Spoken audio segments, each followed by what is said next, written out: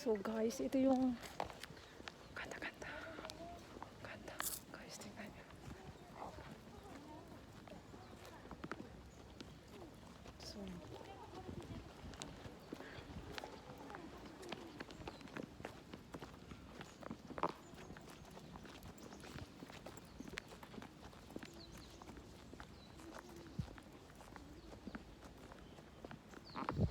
sobrang laki ng Buddha na to.